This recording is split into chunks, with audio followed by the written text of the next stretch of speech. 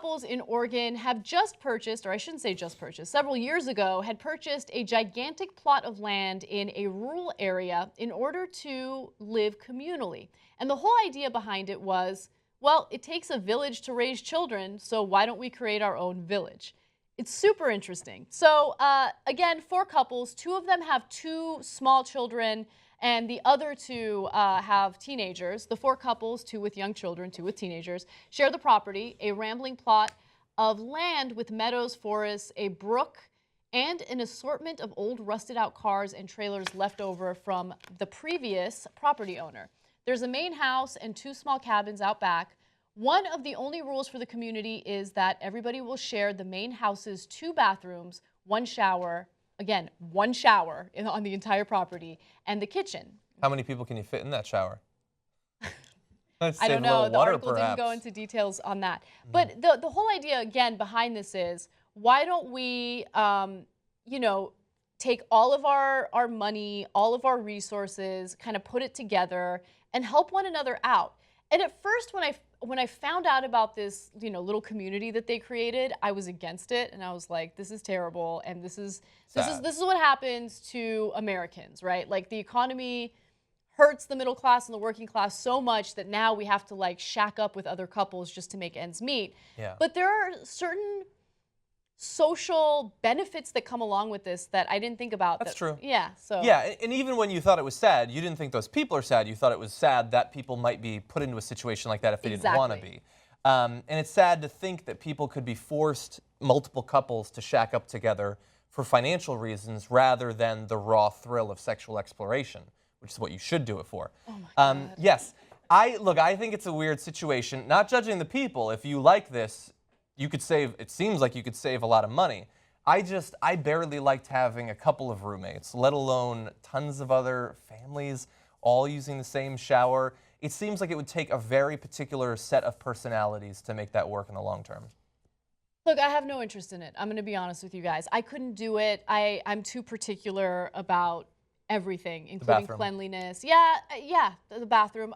There was one situation where the couple that has older children, live in one of the bedrooms in the main house, and one of the couples with the younger children were potty training, and apparently there were a number of potty training accidents that happened in the couple's room on their bed, and it happened several times. And I'm not playing that game. After the first time, fool me once, shit on me once. I don't play that game. Can't get shat on again. But let me give you some of the upsides, more of the upsides. So each adult pays $400 a month for rent and general upkeep. People buy food when they remember. The group owns a car, but no one is quite sure who has the title. The plot of land where they live was only $275,000 because it was littered with junk when they bought it in 2013. You could buy a lot of land for $275,000 in different parts of the country. Yeah, you can. You can. It's kind of amazing. Yeah. Also, one person was quoted as saying, everyone knows that if they have a financial emergency, they can borrow from the other community members. They look forward to the day when they pay off the mortgage and just have to pay for taxes and upkeep. Then they might not have to work at all. Okay, so, they all have various jobs. One person has a little business where she makes baby rattlers. Another person is a teacher at a charter school. So they all have like interesting jobs.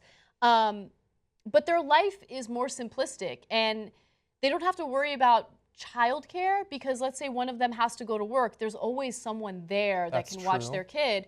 And also, one of the children was quoted as saying, yeah, I don't really like watching TV because I'd rather communicate with people that I live with. Like, it's much more fun to communicate. I disagree with that kid. I do too. Yeah, no, I get what you're saying, yeah. But it is better for them to have human interaction than just be on watching TV all day. And it's much more like, more than 100, 200 years ago. I mean, families didn't tend to split off as readily. You'd have multiple generations in the same house. I mean, for the vast 99% of the time that there have been humans, we existed in smaller communities. There's a lot of evidence that in those small early communities, childcare was much less focused on individual families and was more of a communal thing. People cared less about actual paternity, and maternity was usually you could track that. Paternity was tougher though. And so there's a lot of reason to believe that humans can exist this way. It just, for those of us existing in the normal 2016 way, it's difficult to imagine. I also wonder, like, it seems to work for them, which is great. And as long as they're happy, that's all that matters. But I wonder what kind of impact, mental impact it has when you never get any time by yourself. Because I really, really appreciate solitude. And when I don't get alone time for an extended period of time, I get grumpy. Me too. Yeah. So I grew up with multiple brothers, and so I didn't have a lot of alone time when I was growing up. Yeah. Yeah, I wonder. Well, look, we'll find out because TLC is already shipping a camera crew to set up a show in this place. I'd love to watch that, actually. Yeah, I'd probably watch a little bit too. As long as it's real and not, scripted. Yeah, see what happens in that one shower. You see this What? perv that I work with? I'm just trying to imagine the possibilities. Let's not worry so much about Pokemon. Let's worry a little more about Iadarola. Okay? About other forms of poking. Ay, ay, ay. Anyway.